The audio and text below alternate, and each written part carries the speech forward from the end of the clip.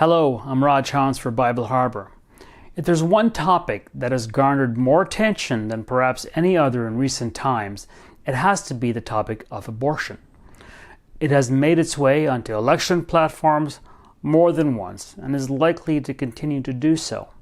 Some have associated anti-abortion groups also call pro-life as just another synonym for Christians, though the issue clearly affects everyone. In some cases, it has actually even caused a rift between Christian groups themselves because they cannot come to any sort of agreement on it.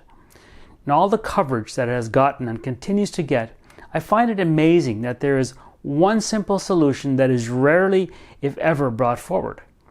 There is an interesting verse in the Bible that we need to consider.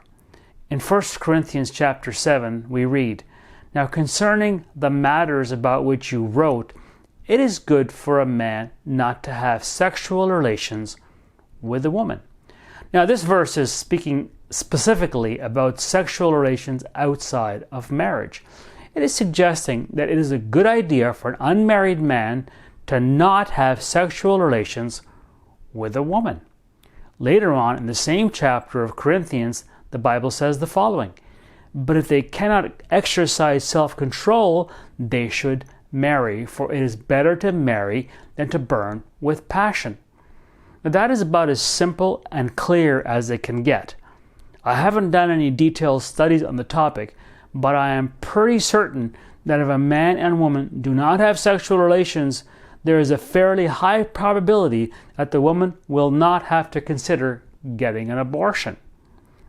I know that there are cases where rape and abuse are involved, but those are very few in number compared to the overwhelming statistics of the women who actually get abortions. The problem is that even the suggestion of abstinence is mocked and scorned as soon as it's suggested. Maybe some of you watching this video feel the same way. How can you impose that on me? Don't you know that I have a social life? That's just not cool. Everybody else is doing it. And numerous other statements made in the same vein. Well, there are even podcasts of so-called influencers, men and women of notoriety, who suggest multiple sexual relations prior to settling down.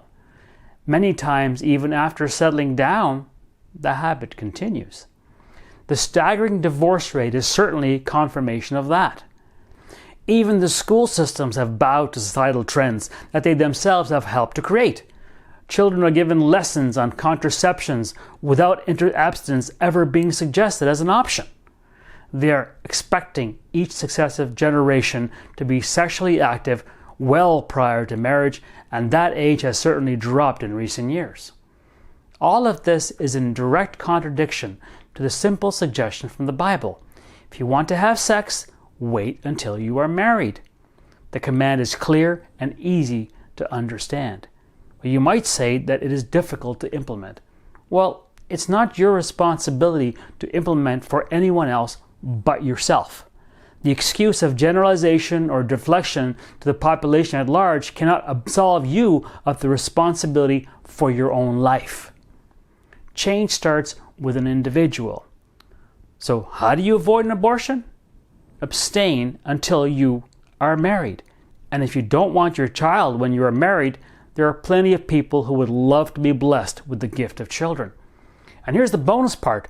Not only will abstinence help you avoid an abortion, I'm fairly certain it's also a great way to avoid STDs. Well, want to know more or get in touch with us?